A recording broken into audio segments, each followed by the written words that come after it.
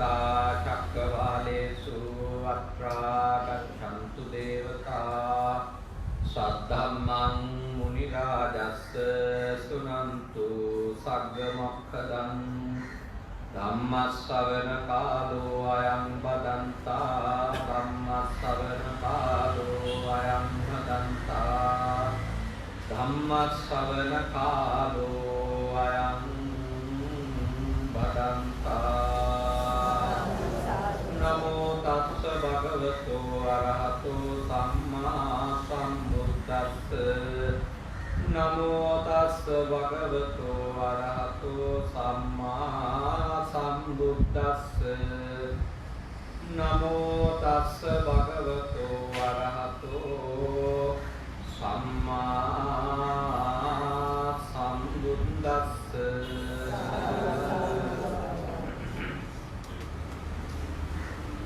अति गौरवनीय विवाहकाराम विहारस्थाने विहाराधिकारी अपे कल्याणे रत्नपारस्थान से पूजनीय महासागरात्मक मंसर अपिदायक सभावे करुलेखम तब्बे सिबांडार मजितुमा आयशा नामहनीय अतुन तारक पुतुनुवर देपल पौलට එකතු වෙච්ච දියණිවරු දෙපළ ඒ වගේ ඒ විතරකුත් නෙමෙයි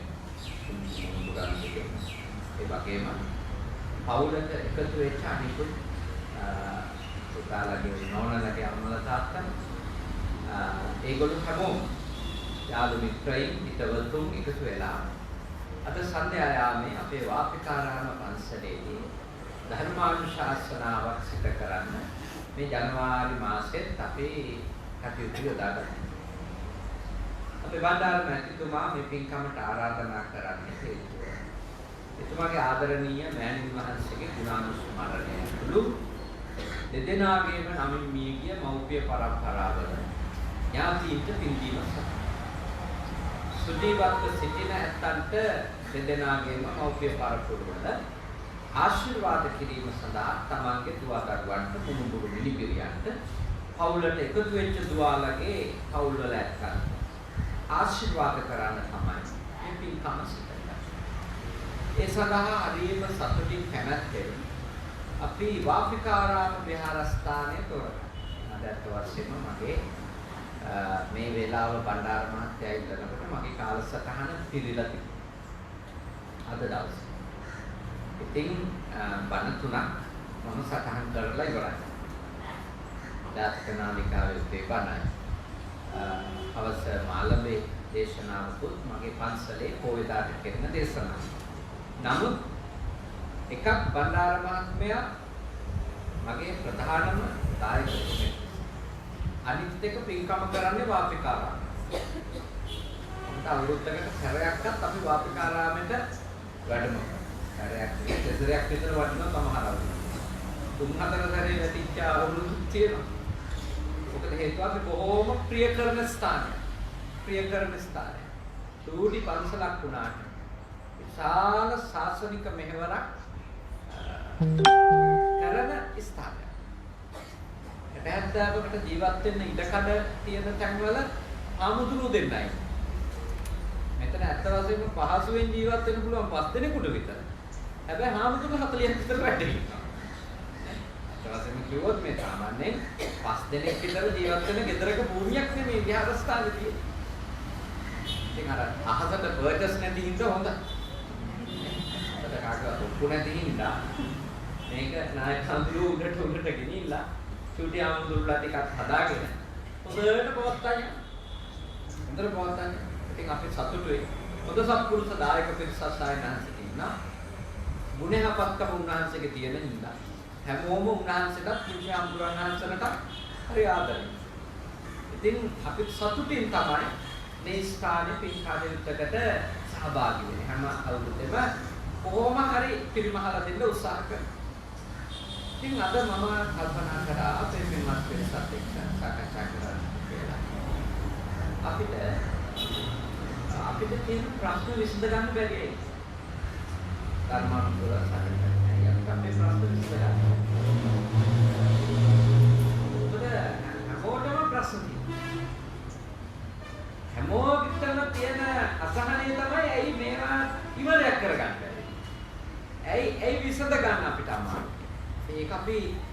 එකක් බුද්ධ ධර්මයට අනුගතව සාකච්ඡා කරලා බලන්න ඕනේ. එයි අපිට අපේ සංසාරික ප්‍රශ්න සහ මේ ලෝක ප්‍රශ්න වර්ග දෙකයිනේ අපිට. එකක් සංසාරික ගැටලු තියෙනවා. අනිත් එක අපේ මේ ලෝක ගැටලු. ඉතින් මේ ගැටලු ප්‍රශ්න විසඳා ගන්නට තියා සමහර ඒවා කළමනාකරණය කර ගන්නවා. අපිට නොහැකි ඇයි? ඉතින් ගොඩාක් වෙලාවට අපි හිතන එකක් තමයි ඒ ප්‍රශ්න විසඳ ගන්න බැරි අපිට නොපෙනෙන බලවේග විසින් අපි මේ ප්‍රශ්නේ දිගටම ගැට ගහලා තියෙනවා. අපි කොච්චර දඟලුවක් වැඩන්නේ වෙන පිරිසක් විසින් අපිව මේ පාලනය කියලා බහුතරයක් මිනිස්සු හිතන ප්‍රශ්න තියෙනවා. අපේ ගෙදර සාමය නැත්තේ, අපේ ගෙදර සතුට නැත්තේ, අපේ ගෙදර අදම මුණු බලන් කතා කරන මට්ටමක් නැත්තේ මේ අద్భుත කණ්ඩායම් නොපෙනෙන බලවේග අපේ ජීවිත ඇතුළට ඇවිල්ලා මේ ඔක්කොම අවුල් කරනවා. දැන් මම මේන් අදහස් කරන්නේ නැහැ එවැනි අදෘශ්‍යමාන බලවේග නැහැ කියන අදහසක් නෙමෙයි මේ කියන්නේ. දේව කොට්ටාස, പ്രേත කොට්ටාස අදෘශ්‍යමානයි. අපේ තථාගතයන් වහන්සේගේ ධර්මයේ ඒ දෙකොට්ටාස පිළිබඳවම පිළිගන්නවා. දේව කොට්ටාස ගැනත් පිළිගන්නවා, പ്രേත කොට්ටාස ගැනත් පිළිගන්නවා, වෙනත් තව අමනුෂ්‍ය බලවේග පිළිබඳව තථාගත ධර්ම පිළිගන්නවා. හැබැයි මෙතන බෞද්ධයාගේ ප්‍රශ්නේ ඒ වගේ තවත් සත්ව කොටස ඉන්නවා කියලා පිළිගැනීම නොපිළිගැනීම නෙමෙයි. ඒ කොටස මගින් අපේ මුළු ජීවිතේම කළමනාකරණය හෝ පාලනය කරනවා කියලා පිළිගන්න එකයි ප්‍රශ්නේ. ඒ වෙනි සත්වයෝ, പ്രേතයෝ, භූතයෝ, පිසාචයෝ, කුම්භාණ්ඩයෝ විනාද නැත කියලා පරිේශන කරලා හොයාගත්තත් අපේ ප්‍රශ්නේ විසඳෙන්නේ නැහැ නේද? අපි හොයාගත්තත් එහෙම අපේ මුකුත් ප්‍රශ්න විසඳෙන්නේ නැහැ. අපි වයසට යන එක නවතින්නේ නැහැ. ලෙඩ වෙන එක නවතින්නේ නැහැ. මරණ එක නවතින්නේ නැහැ. අපිට ප්‍රිය දේවල් එකක්වත් අපිට තියාගන්නත් බැව හොයාගත්ත කියලා. අපි කරන ඒවා අපිට මේක නවතින්නේ නැහැ. යටත් පිළිසෙන් ඔය පහෙන් එකක්වත් අපිට නවත ගන්න බැහැ. අපි ඔය වගේ ඒවා තියේද? දෙවියෝ ඉන්නා, ප්‍රේතයෝ ඉන්නා, භූතයෝ ඉන්නා. ඒගොල්ලෝගේ බලපෑම් තියේද? නැත්නම් ඕවා හොයාගත්තයි කියලා අපේ ප්‍රශ්න එකක්වත් විසඳෙන්නේ නැහැ. හැබැයි අපි මේ එවැනි අදෘශ්‍යමාන අයට ඕ තැන්වලට බලවේගවලට අපිට පැමිණිලා තියෙන ප්‍රශ්න ගැටලු බාර දීම වෙනුවට ඒ වෙනුවට අපගේ මානසික සහ මේ බාහිර ක්‍රියාකාරීත්වය කොයි ආකාරයකද අපිට ප්‍රශ්න ගැටලු විසඳ ගන්න ඉඩ නොදී තියෙන හේතු බවට පත් වෙලා තියෙන කියන එක තමයි බෞද්ධ විදිහට බලන්න ඕනේ. මම කොයි විදියටද මේ ප්‍රශ්නය විසඳගන්නේ නැති, විසඳෙන්නේ නැති විදිහට හැසිරෙන්නේ. මගේ හිත කොහොමද ඒකට බලපාන? ඉතින් බුදුදහමට අනුව නම් ගැට ලියා ගන්න මිනිසුන්ට බැරි, ප්‍රශ්න විසඳ ගන්න මිනිසුන්ට බැරි. ඇත්තටම කිව්වොත් මිනිස්සු ප්‍රශ්නයකට එළඹෙන්නෙම ඒක විසඳන්න తాවකාලිකවවත් තමයි හිත සංසිඳුණු තත්යකට පත් කරගෙන නෙමෙයි. දැන් ඔය අන්තෝ ජටා පරිජටා ජටාය ජටිතා පජා කොහොම දේවතාවෙක් කියලා බාහිරුණාකින් ඇහුවානේ ප්‍රශ්නය. ඇතුලේ ගැට පිටත් ගැට, ඒ කියන්නේ අභ්‍යන්තරික ගැටලුත් තියෙනවා, බාහිර ගැටලුත් තියෙනවා, මෙලොව ගැටලුත් තියෙනවා, සසරේ ගැටලුත් තියෙනවා. ස්වාමී මේ ගැට ලියන්නේ කොහොමද? එතකොට තථාගතයන් වහන්සේ වදාළ දේ තමයි සීලේ පතිට්ඨාය නරෝ සපඤ්ඤ චිත්තං පඤ්ඤංච භාවයං ආතාපි නිපකෝ වික්ඛු තේ ඉමං විජටයේ ජට. අන්න ගැටලු ලියා ගන්න ක්‍රමය. මොකද්ද? සීලේ පතිට්ඨාය නරෝ සපඤ්ඤ. බුද්ධිමතා නැනවතා මොලේ තියෙන කෙනා දැන් තේරුම් ගන්න උත්සාහ කරන කෙනා ඉස්සෙල්ලම කරන්නේ ප්‍රශ්නයක් විසඳන්න නම් සීලේ පතිට්ඨාය යම් කිසි ආකාරයක ආචාර ධර්ම පද්ධතියක පිටාස. යාත සීලය විනය එයාට තියෙනවා. කියන්නේ මට මූලික ආචාර ධර්ම පද්ධතියකටවත් එකඟ වෙන්න බැරි නම් මූලික විනයකටවත් මට එකඟ වෙන්න බැරි නම් මට අභ්‍යන්තරික හෝ බාහිර කිසිම ගැටලුවක් ලියන්න බෑ.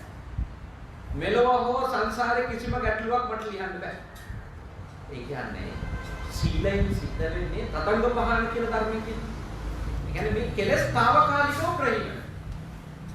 කෙලස් తాවකාලිකව නැති වෙලා යනවා සීල මන්ත්‍රය. දැන් අද මේ උපාසිකාවෝ ඉන්නවා අට සිල් අරන්. දැන් අද මේ ස්ථානෙට ආවට පස්සේ ඔබට දෙවේලක් ආහාර භුක්ති විඳින්න. දැන් හෙට පහන් වනතුරු ඔබ මෙහි ගත කළොත් අෂ්ටාංග සීල සමාදන් වෙලා හිටියොත් ඔබ තුන්වෙනි වේල පරිභෝජනය කරන්නේ නැහැ. එතකොට මේ ඒක ඇතුළේ ඔබ පුහුණු වෙන්න උත්සාහ කරනවා කුමක්ද? ආහාරය සම්බන්ධව අපේ තියෙන ලෝලත්වය සුළුපටු එකක් නෙමෙයි. අපේ ලොකු උද්‍යෝගයක් රස තෘෂ්ණාව සම්බන්ධව අපි හට තියෙනවා. ඒකට අද දවසේ ඔබ ඔබේ මනස පාලනය කරනවා 3-4 වතාවල් වල කන්නේ නැතුව මූලික වේල් කීපයෙන් දෙකක් අරගෙන පැවැත්ම සඳහා විතරක් ආහාර දීලා රස තෘෂ්ණාවෙන් අයින් වෙනවා. දැන් ඕක ජීවිතේ පුරා කරන වැඩක්. අද උදේ 6 ඉඳලා හෙට උදේ 6 වෙනකම්. එච්චරයි. අද උදේ 6 හෙට උදේ 6. විකාල භෝජන වේරමණී සිල්පදයේ තුලින් ඔබ කෙලෙසයක් නැති කරගන්න. මොකද්ද කෙලෙසය? අපිට කැම පිළිබඳව රස විඳීම සම්බන්ධව තෘෂ්ණාවක් තියෙනවා. ඒ තෘෂ්ණාව වේල් තුනකින් පිරිමැහෙන තෘෂ්ණාවකුත් නෙයි. ඊට අමතර වෙන පොඩි පොඩි කිනි කියලා જાතේ. ඒ කියන්නේ මැදට කන්න ඕනේ. ඒ ගුණ වෙලාවට ඒ අතරතුරේ මේ රෑ කෑමයි තේකයි අතර තව එකක් කන්න. පහට විතරක් මොනවා හරි පුළුවන් නම් මෙහෙම අපේ රස තෘෂ්ණාව කොහොම බලගත්තු එකක්. දැන් අද ඔබ සීලයක් සමාදන් වෙලා හදංග ප්‍රහාණය කළ අද දවසේ වෙනදට මම දන්නවා ඔයාලට කැමති පුටුවක් 80ක් තියෙනවා. අද ඔබ ඒ ආසන පරිහරණය කරන්නේ අද කොහොම රළු බැරිම කෙනෙක් ඔය චුටි ප්ලාස්ටික් පුටුවක හරි තාපකොටයක් උඩ හරි වාඩි වෙලා හිටියට අනිත් අය කොහොම රළු ආසනයක් ඒ කියන්නේ සුඛෝපභෝගී කියන සංඥාව එන්නේ නැති එකක්. මම දැන් විඳින්නේ මහා සැපයක් කියලා අර ස්පර්ශය සම්බන්ධ තෘෂ්ණාව උපදින්නේ නැති ආසනයක ගත කරන උච්චාසන මහා සයන වේරමණී කියලා ඔබ සඳහන් කළේ. මේ තදංග පහන්.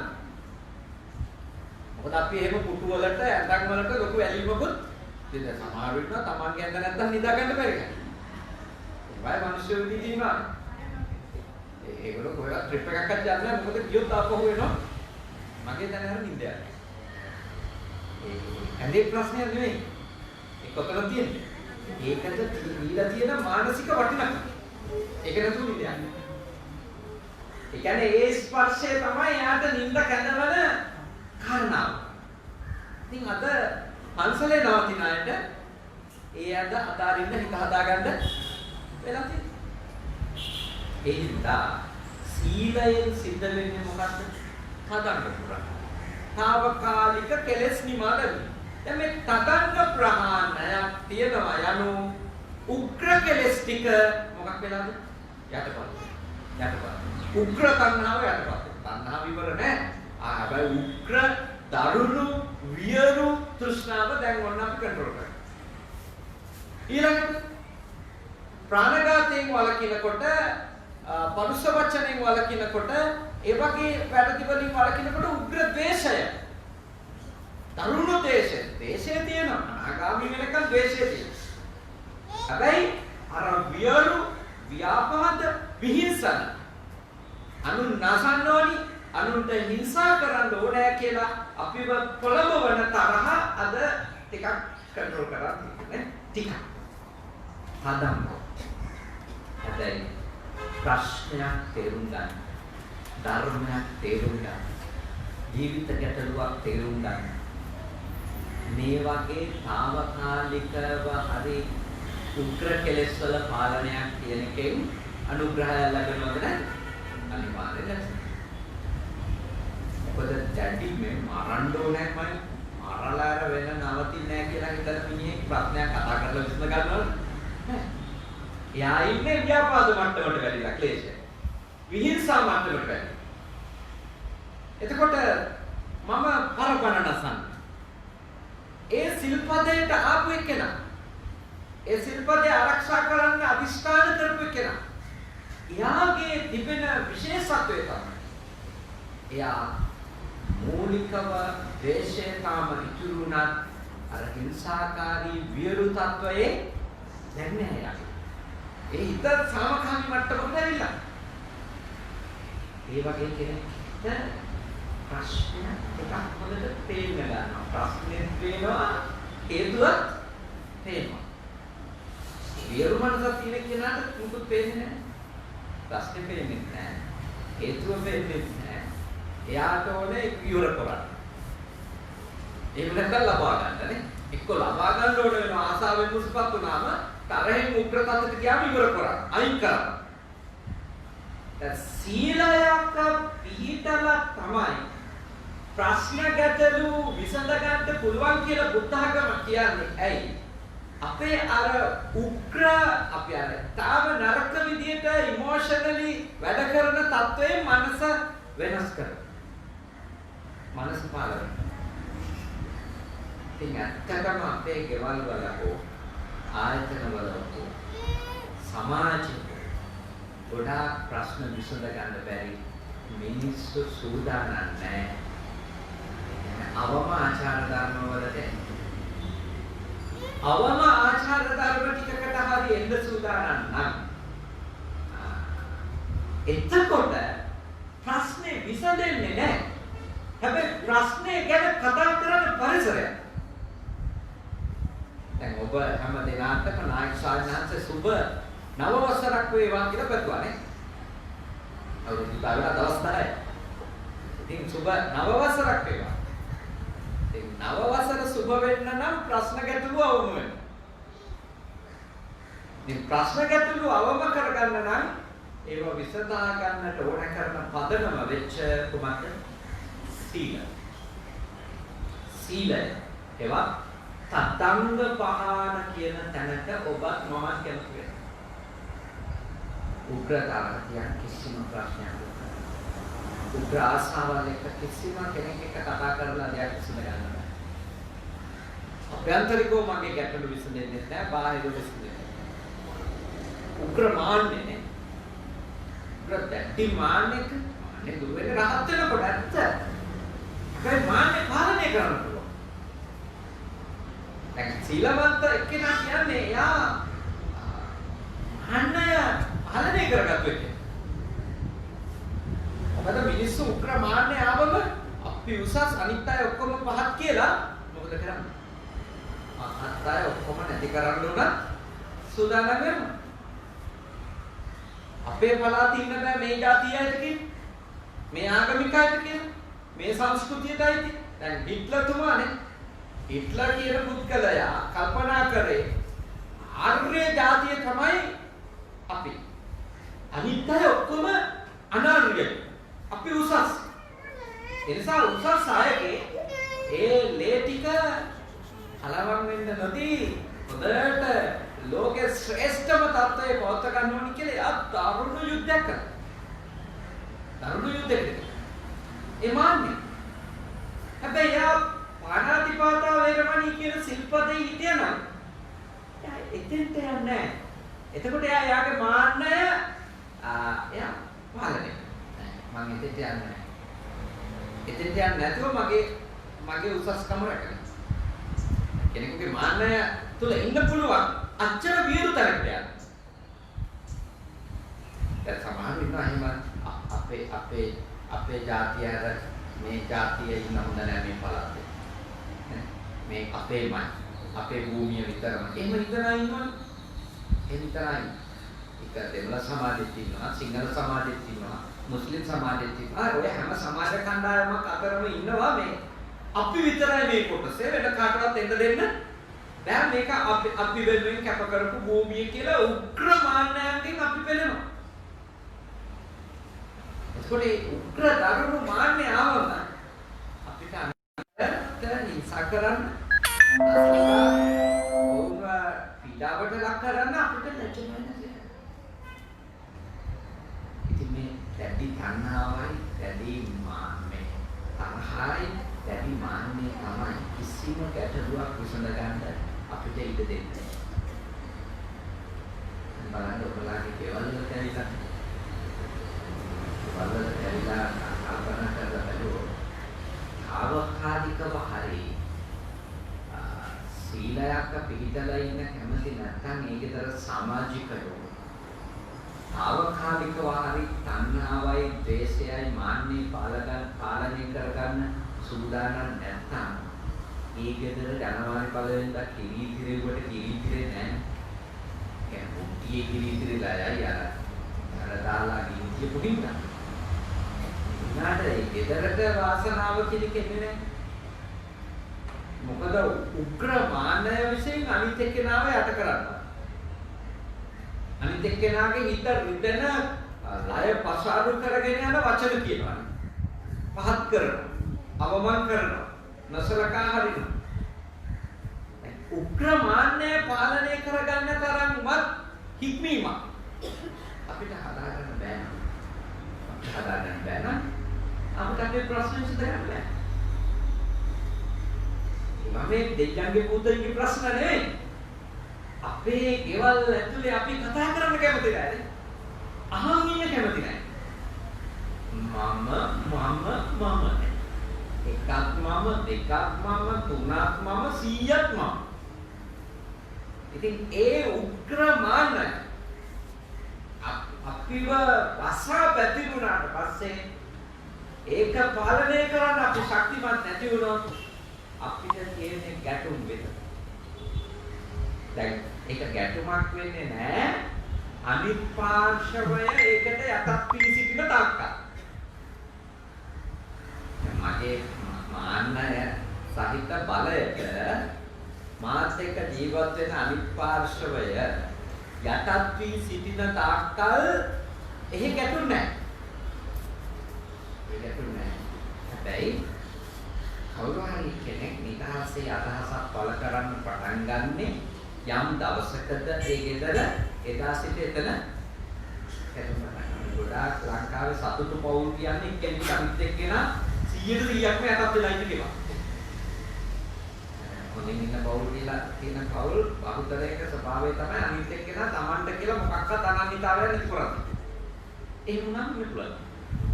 එක්ක කාන්තාව පිරිමියාට දිය වෙන්න ඕනේ 100%ම.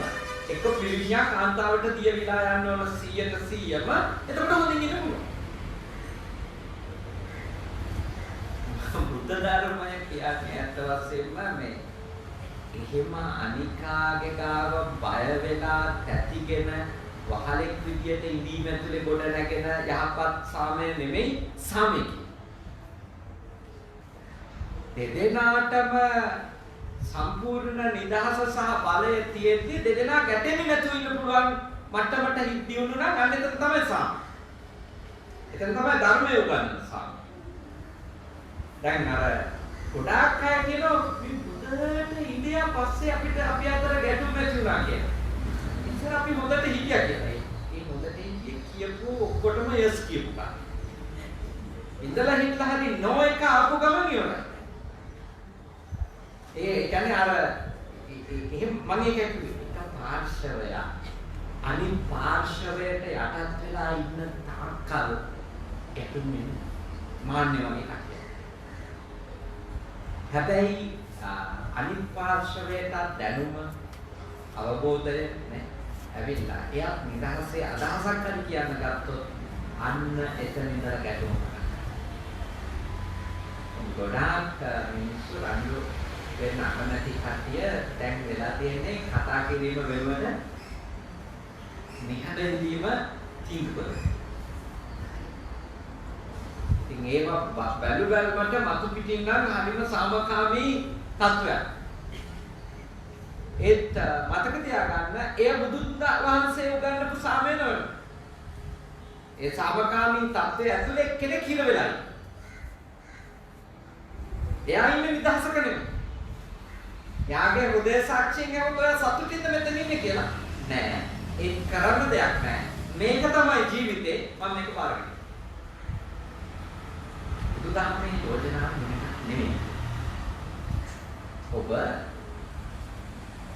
එන දරුණු ආවේගයන් අවකාශිකව ප්‍රහාණ කරගෙන ඉන්න මට්ටමට සීලවන්ත වුණා. අත වශයෙන්ම ඔබත් එක්ක ජීවත් වීම අනිත් කෙනාට පහසු වෙනවා. අඩුම ඔබගේ ගාව දෙයක් කියන්න තරම්වත් අව්‍යාජ. ඉහිල් රිලැක්ස් මිනිසෙක්. ඒ නිසා බුදුදහමේ යෝජනාව නම් ප්‍රශ්න ගැටළු විසඳ ගන්න හිතන අය උග්‍රමාන්නය යටපත් කරලා හෝ තදංගම ප්‍රහීන කරගෙන නිහත දුරු කළ මානයක් කියන தත්වෙට නාවත් අනතිමානිනේ අද්දි දැටි උග්‍රමාන්නෙන් පෙළෙන්න උන් නොබී ඉන්න සීලවත් වෙයි. ඒකට ගැටළු විසඳ ගන්න අඩුම වෙන්නේ ආරම්භය. ඊළඟ එක තමයි සමාන ගැටළු විසඳ ගන්න බෑ. අද්දි කැලී. අපි කැලීමක් ඒකට ආරම්භ කියන දේ තමයි ඒ ඇලීම ඇති වෙච්ච කෙනා හෝ දෙය ඇලීම ඇති වෙච්ච කෙනාට හිතෙනවා මම වසනේ පොයි. මගේ වසනේ තමයි එයා හෝ එය අඛණ්ඩව තියෙන්නේ. කෙනා හෝ දෙය වෙනස් වෙනවා නම් වෙනස් වෙන්න ඕන කටවල විදිහට මගේ සිත කිපා. මගේ හිතට හරියන විදිහට තමයි සිද්ධ කරන වෙනස්කම් හරි වෙනස්කම්. නැත්තම් ඒ දේට අදාළව සිද්ධ වෙන වෙනස්කම් හෝ ඒ කෙනාට ස්වාධීනව සිද්ධ වෙන වෙනස්කම් වලට කැමති නැහැ. මොකද එච්චරට ඇලිලා ඉන්නවා. එච්චරට ඇලිලා ඉන්නවා. මොකද එවැනි අයක කිසිම ප්‍රඥාවක් විසඳ ගන්න පුළුවන් තත්ත්වයක් මොකද හේතුව එයාගේ තියෙන තරුණු ඇලීම නිසා එයා අනිත් පාර්ශ්වයට දැනෙන එක මොකක්ද කියලා හිතන්නේ මගේ මේ හැසිරීම ගැන අනිත් එක්කෙනාට දැනෙන්නේ මොකක්ද? අනිත් එක්කෙනාට දැනෙන විදිය මොකක්ද කියලා එයාට හිතෙන්නේ නැහැ. මොකද එයා ඇලිලා ඉන්නේ. එයා ඇලිලා ඉන්නකොට එයාට හිතෙන එක තමයි මම ඉතින් ඔක්කොම හොඳම ටික එයා වෙනුවෙන් කරනවා. දැන් අපි අර ගිරවුන්ට ඇලුනම තදින් දැන් අපිට හිතෙන්නේ ගිරවට මොන ප්‍රශ්නද? මම යාට ගෝල්ඩ් වලින් කූඩුවක් කරනවා. මම එයා ඛණ්ඩ ආස විලඳ කවනවා නේ. මීපැණි වල තවටලක් කවනවා. මොකද ප්‍රශ්නේ? ඒ ගිරවාට ආදරෙන් බැඳුනෝ අපි ගිරව ගැන හිතන්නේ. සමානක දීර්ඝ කාලයක් වුදු එළියට පස්සේ ගිරවට හිතෙන්නේ මොකද්ද? මේක තමයි ඇත්ත කියලා. ඇත්ත කතාව එයා ටික දවසක් ඉලිය කියලා බැලුවොත් එයා අපි ඔය කියලා තියෙන තත්ත්වෙට එයා අස වෙන්නේ නැහැ. ඇත්ත. නමුත් අපි හිතනවා එයාට අපි කරන්න තියෙන ඔක්කොම ටික කරලා ඉවරයි. එයා නිකන් තංගලලා නාස්ති වෙනවා. මොනවද එයාට අඩු? එතකොට අනිත් පාර්ශවයේ විසින් මොන දුක් අඳෝනාව කිව්වත් අර එයාට ඇලිලා එයා මැත්තේ නැහි ඉන්න කෙනාට ඒව ප්‍රශ්න විදියට තේරෙනවද? තේරෙන්නේ නැහැ. ඒ කියන්නේ එතකොට ඒ වගේ තත්ත්වයක් උදා වෙච්ච ගෙවල් වල කිසිම ප්‍රශ්නයක් විසඳ ගන්න බෑ. මොකද ඒක අනිත් පාර්ශවය මම මොනවද ඔයාට කරලා තියෙන අඩුපාඩු? මොනවද කරලා තියෙන අඩුපාඩු? වැට වශයෙන්ම එහෙම පෙන්නන්න සාමාන්‍ය ලයිස්ට් වල අඩුපාඩු නෑ. ඒ උනත් අඩුපාඩු තියෙනවා. හැබැයි ඒක අනිත් පාර්ශවයට පිළිගන්න බෑ. මොකද හේතුව එයා ලෝකයක් හදලා ඉවරයි. ආසාවෙන් බැඳිලා මම හැම දෙයක්ම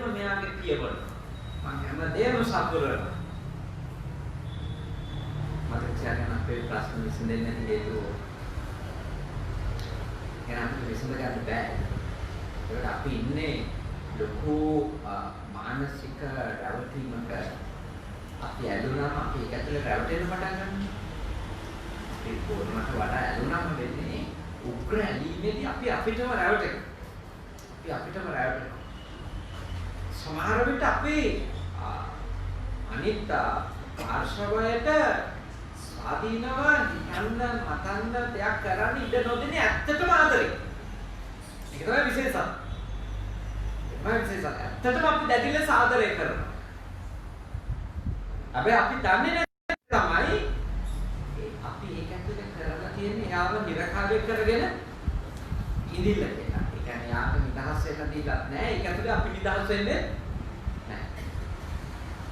නිදහස් වෙන්නේ නැහැ. කියන්නේ දරුණු වැලීම් වල එහෙම නරකක්. එතකොට තමයි අර ඒ වගේ අයගේ රණ්ඩු විසඳන්න බෑ කවදාවත්. ඒකෝ ඒ රණ්ඩු වෙන්නේ හොඳයි. හොඳයි නරකයි රණ්ඩු වෙනකොට මේ ඒවයි මොකක් හරි නිමාවක් තියෙනවා. එක්ක ජයෙන් එක්ක පෙරදුනේ. හොඳයි රණ්ඩු වෙනකොට. හොඳයි රණ්ඩු වෙනකොට ඉවර කරගන්න.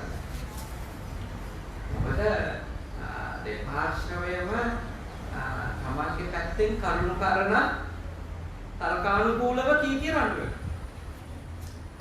එන්න බුද්ධිමත්ව නිකන්ට මට මේ ප්‍රශ්නේ විසඳ ගන්න ඕනි නම් මගේ ඇලීම ටිකක් හරි මං අතාරින්න ඕනිද නැද්ද කියලා. තමන්ගේ ප්‍රශ්න කළා. මේකේ මම ඉන්නවා දැඩි ලෙස බැඳිලා කොටසක ඉන්නවද කියලා බලන්න. හොඳට සිහිය බලන්න. මට මේ ප්‍රශ්නේ විසඳ ගන්න දෙන්න බැරි මගේ තියෙන උග්‍ර ඇලීම හින්දාද මම මේක විසඳන්න සූදානම් නැහැ. මම මේකට උත්තරය හොයන්න සූදානම් නැත්තේ ඇයි? අනිත් එක්කෙනාගේ උත්තරේ මම පිළිගන්නේ නැත්තේ ඇයි?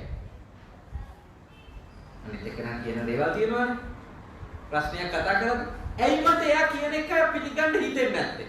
ඇත්තට මේ උත්තරේ වැරදි හින්දාද? නැත්තම් මම ඇලිලා ඉන්න උත්තරය ඒකෙන් නිෂ්ප්‍රභ වෙන හින්දා.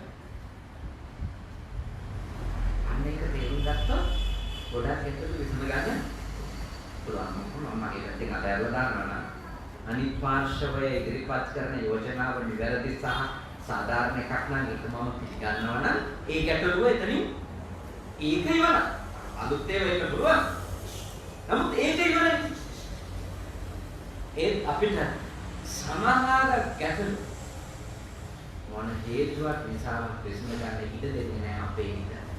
අපේ හිත කියන මේක විසඳන්න මට ඕනේ. ඒක මම තීරණය දරුණු ඇලීමේදී කවදාකවත් අනිත් එක්කෙනාට දැනෙන එක දැනෙන්නේ නැහැ. ඒ කියන්නේ අනිත් එක්කෙනාට මේ ප්‍රශ්නෙන් එන පීඩාව විඳවිල්ල දැනෙන්නේ නැහැ. ඒකින්ද මම ඔබට යෝජනා කරනවා ඔබ සීලවන්ත වෙන්න අඩුම මාන්නේ තණ්හාව තිබිච්චාවේ අර උග්‍ර තණ්හාව මට ඕනි එක ඕනිමයි කියලා කරගන්න යන මට ඕනි විදියට මේවා තියා ගන්නවමයි කියන තණ්හාවෙන් සුට්ටක් මනස පාලනය කරගෙන ජීවිතේ දිහා බලන්න පටන් ගන්න කියලා තමයි මගේ මේ යෝජනාව. මොකද ඒක විසඳ ගන්න. පදාකරන. අපි කියන්නේ නැටි ඇලීමක් බිස්නස් එකකට කාගේ හරි තියෙනකොට මේ බිස්නස් එකේ තාත්තලා සහ පුතාලා අතර හෝ අම්මලා සහ දූලා අතර තියෙන ගැටුම් එකක් විසඳන්න මොකද එයා දැඩි ලෙස මේ බිස්නස් එකට ඇලිලා ඉන්නකොට එයාට ඕනේ පුතා කරන්නත් හෝ දූ කරන්නත් මොකද? එයාට මොන දැනුම තිබුණා ඒ දැනුමට වටිනාකම දෙන්න සූදානම් නෑ. මොකද අපේ ඔළුව වැඩ කරනවා මේක මම ගොඩනගපු ව්‍යාපාරේ මේක මං ඉන්න තාක්කල් පවතින්න ඕන කාට ඕන විදියටද මට ඔය අලුත් කතාවට අන්න එතකොට ගැටුණා.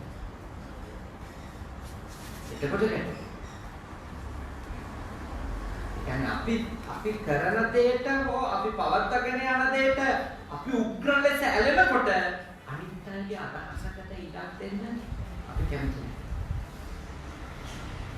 ඒ හින්දා ඔබට ගැටුම් නැත්තටම විසඳ ගන්න ඕන නම් මමත්වයෙන් තියෙන දරුණු ඇලීමනේ මගේ කියලා තියෙන දරුණු ඇලීම දේවල් තැන් පුද්ගලය සම්බන්ධව අඩුම නැති කරගන්න බැරි වෙයි. නාමකානිකව පාන්නේ. එතකොට ඔබට තේරෙන විදිය වෙනස් වෙනවා. ඔබ දේවල් දිහා දකින්න විදිය වෙනස් වෙනවා. ඒක සීලේක පිටයි. මම නොකරන දේවල් තියෙනවා කරන දේවල් තියෙනවා. සීලය කියන්නේ ඒකනේ. මම මේ සම්බන්ධකමේදී නොකරන දේවල් තියෙනවා කරන දේවල් තියෙනවා. කතා කරන විදියක් තියෙනවා කතා නොකරන විදියක් තියෙනවා. හැසිරෙන විදියක් තියෙනවා හැසිරෙන්නේ නැති විදියක් තියෙනවා. තදංග වශයෙන් සීලයකට ඒව කියන්නේ ඕක.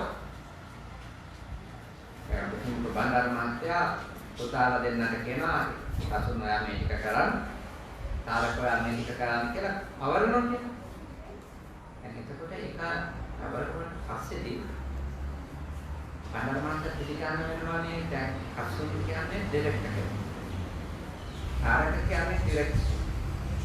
එතකොට බණ්ඩාර මහත්තයාට ව්‍යාපාරයේ නිර්මාණකරුවා විදියට දැනුම වගකීම අයිතිය තියෙනවා වගේම අරගොල්ලන්ට ඒ තනතුරත් එක්ක ඒක එනවා. ඉතින් එයාගේ තත්ත්වයට තනතුරට අදාළ ආචාර ධර්ම වලට මම ගරු කරනෝනේ. මම තනතුරු දෙකක් දුන්නට මේවා මට ඕන විදියට වෙන්නේ කිව්වොත් එතනදී ගොඩක් ගැටුම් තියෙනවා. ගොඩක් ගැටුම් තියෙන්නේ මේ ලෝකෙ මේ අපිට ඕනි වෙනවා අපේ එකම අනිත් අය කරනවා දකි. අපි ඕනි. ඒ අපේ තණ්හාව විසින් සමහරව කියනවා මගේ පාස්සේ නම් මොනවා සමන්නේ මගේ ඇත්තේ පියවෙලකම් මේව මට ඕන. ඉතින් ඊළඟ එක්කෙනා මේ ඒ බිස්නස් එකේ ඊළඟ ස්ටෙප් එක තියන්න අරයාගේ ස්පීඩ් වෙනකම් බලන්න ඉන්නේ. සමහර විට බලන්න ඉන්නවා යා කවද්ද ස්පීඩ්. ඒකට තමයි මොකද යාලික දෙනවා කියන මගේ හැපි වෙච්ච දවසට ඕනික. මං ඉන්නකම් මට ඕන විදිහට. ඒගොල්ලොත් එක්ක ඉන්න බෑ. එක්ක ළමයින්ට බලන් ඉන්න වෙනවා තාත්තලගේ හෝ අම්මලගේ ස්පීඩ් වෙනකම්. එහෙම නැත්නම් වෙන ජොබ් එකකට මෙහා ගන්න වෙනවා නැත්නම් අතනින් ඉඳන් අපදාම් දෙයට මරා ගන්න. ගැටුම් නිරාකරණය කරන්න ඕනේ නම් ethics තමයි. එකිනෙකාට වැඩ කරද්දී ආචාර ධර්ම හදාගන්න. මේ ආචාර ධර්ම හදා ගැනීමේදී යම්කිසි ආචාර ධර්මයකට අපි එකඟ වෙනවා යනු කොහොමද අපි අනිවාර්යෙන්ම අපේ පැත්තෙන් ආසාවල් ටිකක් පාලනය කරනවා කියන්නේ. පාලනය කරනවා කියන්නේ අපේ පැත්තෙන් ආසාවල් ටිකක් අපි කපලා දානවා. කැමැත්තවත් ටිකක් අපි කපලා දානවා. එනම් සීලයකට. අපේ ආසාව 100% සපුර ගන්න යන තැන සීලය නෑනේ. එතකොට අපේ ආසාව යම් දුරකට හෝ අපි කපහැරලා පාලනය කරලා ඒ දරදඬු තත්වයෙන් මෙහාට ආවම අපි කියනවා සීලවත්. එතන අපි පිටසෙන්න. එතනදී අපි ආචාර ධර්ම වලට එකඟ වෙනවා. මම ප්‍රාණඝාත කරන්නේ නැහැ කියන්නේ කොරකම් කරන්නේ නැහැ කියන්නේ මගේ ධර්ම ආසාවයි ධර්ම තරහයි දෙක පරිලෙකට අතේ. ඒක අදහස. ඒ කියන්නේ මම අනිත් අයගේ ජීවිත පැවැත්මට කරු කරලා තමයි මගේ ඉතුරු වැඩ කරන්නේ. පනත්වාත වේරමණී කියන එකේ අදහස ඒක. මම අනුන්ගේ දේපල පිළිබඳව අයිතියට කරු කරලා තමයි මගේ අයිතීන් මම තහවුරු කරන්නේ. අදිනාදාන වේරමණී. මම අනිත් එක්කෙනාගේ පෞල් සංස්ථාවේ අයිතියට කරු කරන්න තරම් මගේ ආසාවල් පාලනය වෙලා තියෙනවා. හැබැයි මට ආසාවල් තියෙන නිසා මම කාමයේ යෙදෙයි. ඒත් මම කාම විද්‍යාචාරයේ යෙදෙන්නේ නැහැ. කාමයේසු මිත්‍යාචාර වේරමණී. පැහැදිලිනේ ඒ කාරණා. එතකොට ගැටුම් නේද? ගැටුම් ඉවර නෑ. මේ තදංග පහන මේ සීල වලින් ගැටුම් ඉවර වෙන්නේ නෑ. හැබැයි ගැටුම් ආවම ඒකයි භාග්‍යවතුන්වහන්සේ වදාළේ දේවතාවට ගැට ලියන්න ඕන නම් සීල පිටා. සීල ගැට. සීලේ නැතුව ගැටුම් ලියන්න. කිසිම ගැටුමක් විසඳන්න ගැටලුවක් විසඳන්න ප්‍රශ්නයක් විසඳන්න බෑ. සීලයක පිටා සිටින්නේ නැතුව. ඒක අත්‍යවශ්‍යයි. ඊළඟට තමයි උග්‍ර ද්වේෂය. උග්‍ර ද්වේෂය හදාගත්තොත් අප අපිට කවදාවත් අනිත්‍යත් එක්ක සමානකමේව ඉන්න බෑ. ඒ කියන්නේ දැන් මම කැමති අය ඉන්න පුළුවන්. මම කැමති අය සහ මට කැමති අය කියලා ඉන්නවනේ ලෝකේ. අපි පුදුනාට පස්සේ අපි මේ ජීවත් වෙනකොට හම්බ වෙනවා මම කැමති අය ඊළඟට මට කැමති අය. මට කැමති අය ඉන්නවා මගේ සමහර දේවල් වලට කැමති. මම කැමති අය ඉන්නවා නැත්නම් මම එයාගේ සමහර දේවල් වලට කැමති. කොහොම අපේ අකමැත්තමයි තියෙනවා. මේ අකමැත්ත තියෙද්දි උනත් අපිට අනිත් අයත් එක්ක ගැටෙන්නේ නැතුව යන්න පුළුවන්. මම අකමැති දේ නොවුනොත් විතරයි මම සතුටින් ඉන්න කියන තැනට આવුත් මොකද? මට කවදාවත් සතුටින් නෑ. මොකද අපි කැමති විදිහටම අනිත් මනුෂ්‍යයා අපි අකමැති දේ නොකර ඉන්න පෙළඹෙන එක නෑ. එයාට ඒකට නොහැකි දුර්වලකම තියෙන පුළුවන්. ඒකට එයාට බලපාපු මේ මානසික ප්‍රශ්න තියෙන්න පුළුවන්. එයා සමහර අබ්බැහි වෙලා ආපු පවුලෙන් පරිසරෙන් ආපු සමහර අබ්බැහි තියෙන්න පුළුවන්. අබ්බැහි තියෙන්න පුළුවන්. දැන් ඔබට ගැටුම් කියන ඒවා අවම කරගන්න නම් ඒ අකමැත්තවල් උග්‍ර ප්‍රතික්ෂේප දක්වා යන්නේක බලපො. අකමැත්තවල් තියෙනවා. ඒ අකමැත්තවල් තියෙන දේවල් එක්ක ජීවත් වෙන්න ක්‍රමයක් හොයන්න. අකමැති අය එක්ක වැඩ කරන රටාව එකට. අකමැති. ඒක අකමැති ඒත් මට එයා එක්ක වැඩ කරන්න අවශ්‍ය කරන පදනම. ඔකට තියෙන දේ තමයි උග්‍ර තරහ දක්වා අකමැත්ත වර්ධනය වෙන එක බලන්න. දැඩි ක්‍රෝධය දක්වා අර අකමැත්ත වර්ධනය වෙලා යෑම කොහොම හරි පාලනය කරනවා. ගොඩකට තියෙන ප්‍රශ්නේ අකමැති නම් අකමැති කියන දැනුම විසඳන්නේ නැහැ. ඉවරයක් නැහැ. ඉවර වෙන්න දෙන්නගෙන් කෙනෙක් ඉවර වෙන්න. එතෙන්ට යනකම් ජීවිතේ විඳවන්න ඕනද මිනිස්සුනේ? ඒ වෙනුවට බුද්ධ ධර්මයට අනුව මම ඔබට යෝජනා කරනවා අකමැති අය එක්කම උදීමේ කලාවේ දැන් මම පුරුදුම ඉන්නවා අකමැති අයත් එක්ක වැඩ කරන වෙලාව තියෙන්නේ කොහොමද ඒක කරන්නේ? ඒක තමයි මම පුරුදු කරන්නේ. ඒ කියන්නේ අකමැති අයත් එක්ක වැඩ කරනවා. දැන් මට අකමැති අය කියන කාරණාවේදී වැඩ කරන්න බැරි වෙන්නේ අකමැතිින්ද නෙමෙයි. අකමැති එක්කෙනා නැති දවසකයි මම වැඩ කරන්න කියන තැනට ආවා. ඒ උග්‍ර අන්තෙදි තමයි මට වැඩ කරන්න බැරි වෙන්නේ. ඒත් මම යාට අකමැති හැබැයි අපිට කවුද වැඩ කරන්නේ? ඒ පුද්ගලික රසඥතාවය හෝ මේ ඒකට අදාළව කියන මේ කැමැත්ත අකමැත්ත වල කියන එක කෙනෙක් එක්ක වැඩ කරද්දී අපිට වැදගත් වෙන්නේ නැහැ. හැබැයි විවාහ ජීවිතයක් වගේ ගත කරද්දී ඒවා ටිකක් වැඩිපුර බලපානවා අර පැය 8කට කම්පැනියක ඉන්නවා වගේ නෙමෙයි. ඒ ඉඳන් ඔය බුද්ධාගමේ කියන්නේ පුළුවන් තරම් සමාය කසල්වලින් පුළුවන් තරම් අදාළ වදිනවා නම් සමතත්තා සමසීල සමතාව සමපඤ්ඤා ඔම කියලා කියන්නේ අර දරුණු ලෙස ගැටි ඉන්න වෙන එක වළක්වන්නත් දරුණු ලෙස ඛේදනීය වහලෙක් වෙලා ඉන්න එක වළක්වන්නත් තමයි ඒ විවාහයකට තැනත් එක්ක තැනත්තිය තෝරගනිද්දී අර ආධ්‍යාත්මිකව සමාන මිනිස්සු තෝරගන්න. ඒ කියන්නේ මොකද අර දිනපතා ඒකට මුණ දෙන එක අකමැති දෙයක මුණ දෙන එක ලේසි වැඩක්. ලේසි නෑ. දිනපතා පෙනුනොත් එහෙමනේ කකුල් දෙක සෝදාන්නේ නැතුව මේ නිදා ගන්න ඇඳට එන මිනිස්සු. දක්මදින් නැතුව නිදා ගන්න මිනිස්සෙක් දැක්කොත් හැමදාම එකට මුණ දෙනවා කියන එක ලේසි නෑ දිනපතා.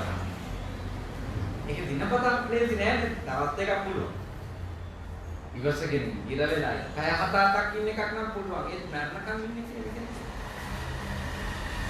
ඒක දුෂ්කර. ඒක මනුෂ්‍යයෙකුට ප්‍රායෝගිකව අමාරුයි. ඒ හින්දා ඒ කාරණා ගැන සමාන බවක් ඇති වුණාම තමයි ඔය ගෘහස්ත ජීවිතයේ ඒකාග්‍රකමකට යන්නේ. ඒ සාමාන්‍ය ලෝකයේදී අපිට පුළුවන්කමක් තියෙන්න ඕනේ අකමැත්තවල් එක්ක ඉන්න. අකමැති අය එක්ක ඉන්න පුළුවන්. අපි ජීවිතේ පටන් ගත්තොත් මට ඉතින් සතුටින් වැඩ කරන්න නම් මගේ ටීම් එකේ ඉන්න අය ඔක්කොම හොඳයි වෙන්න ඕනේ. ඒක ලෝකයක් නෑ. කොහොමද ලෝකයක් තියෙන්නේ? ඒකට අපි හොයන ලෝකය අර මේ සුදු ලෝකයක්. අනිකරම එක පැත්තක් තියෙන ලෝකයක්. එහෙම ලෝකයක් නෑ කොහෙද? ඉතින් අපි යථාර්ථයක් විදිහට ජීවිතේ තේරුම් ගන්නට ඕනේ. අපි අපේ සාර්ථකත්වය නම් අපි මනුෂ්‍ය ආත්මයක් ලැබපු එකේ ලබන ජයග්‍රහණ අතර එකක් තමයි අකමැති අය එක්ක රණ්ඩු නොවි ඉන්න තරම් ශික්ෂණයක් අපිට. තේරුණානේ? අකමැති අය එක්ක රණ්ඩු නොවි ඉන්න තරම් ශික්ෂණයක්. කැමැත්ත ඇති වෙන හැම තැනකටම ආලෙන් වෙලෙන්නේ නැතුව ඉන්න තරමට ශික්ෂණයක්. කැමැතුම තියෙන්න පුළුවන්.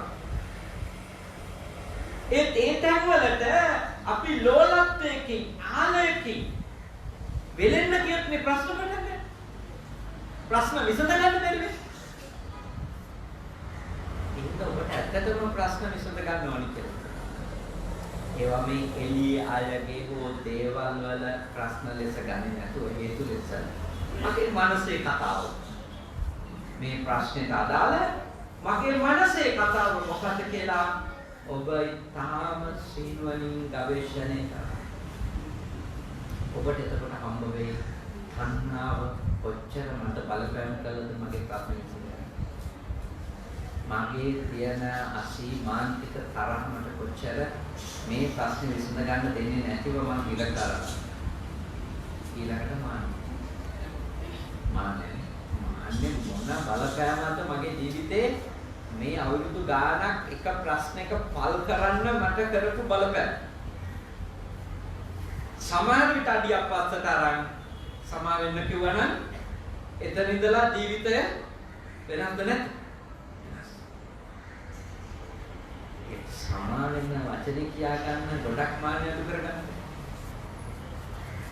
ඒක කොටෙම කිව්වොත් මේ සෝරි කියනවට වඩා සමාවෙන්න කියන එක සෝරි කියනවට වඩා මොකද මේ සිංහලෙන් වැරදි කරලා ඉංග්‍රීසියෙන් සමාව ගන්න එක ටිකක් හරි ලේසි. ඒක පොඩි අපේ මොකක් හරි තියෙනවා ඉතුරු කරගන්න. දැන් සිංහලෙන් වැරදි කරලා සිංහලෙන් සමාවෙන්න කියන එක මට සමාවෙන්න මම ආත වැරද්දක් කරා. ඔයාලට පුළුවන් මට සමාව දෙන්න කියලා අහන්න ගොඩාක් හම්බල් වෙන්න බෑ නේද? ගොඩාක් අපේ ඔළුව නමන්න කැමති වෙන්නේ බෑ. අඩි බර ගන්න පස්ස දෙන්නේ බෑ. අර ඉංග්‍රීසියෙන් අපි සෝරි කියනකොට ඒකේ තියෙනවා මේ ඒකේ වෙනම මාන්න කැලලා. මොකද අපි වැරද්දකෝලේ දුක් දෙකට නම් ඕන නෑ. එතකොට සෝරි කියනකොට යාට දැනනවා. සුද්ධකට සිංහලෙන් සමාවෙන්න කිව්වට වැඩකුත් නෑ. අපේ භාෂාව ඇතුළේනේ අපේ හැඟීම් පහළ වෙන්නේ නේ. ඒ කියන්නේ අපිට දැනෙන්නේ අපේ භාෂාව ඇතුළේ. විශේෂයෙන් අපේ මව් භාෂාව ඇතුළේ. ඒකින්ද ප්‍රශ්න විසඳ ගන්න. ගැටලු විසඳ ගන්න ඕනේ. ගැට ලියා ගන්න ඕනේ. තණ්හාවත්, ද්වේෂයත්, මාන්නයත් නැත්තට නැති කර ගන්න බැරි වුණත් මම ඔබට යෝජනා කරනවා හදන්න ප්‍රමාණය කරන්න. ඒක විකම්බන තත්ත්වයට ගෙනිච්චොත් ඒක වෙන්නේ ටිකක් දිගු කාලයක් සමතය වඩලා නේ.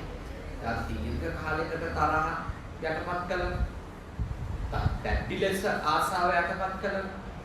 දැඩි ලෙස මාන්නය යටපත් කරලා නම් ඒක විකම්බන පහර කියන්නේ.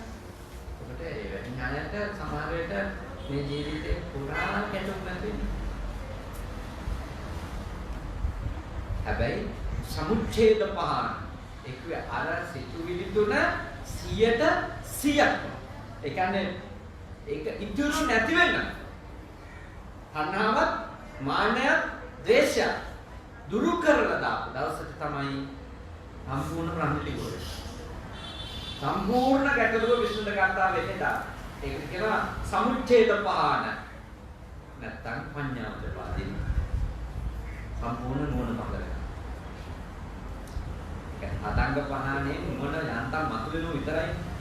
එක්කම්බන පහනේ තව ටිකක් හොඳට නුවණ දියුණු වෙනවා. සම්පූර්ණ නුවණ දියුණු වෙන්නේ සම්පූර්ණ ප්‍රඥාව උදා වෙන්නේ තණ්හාව නැත්තටම නැති වෙච්ච දවස.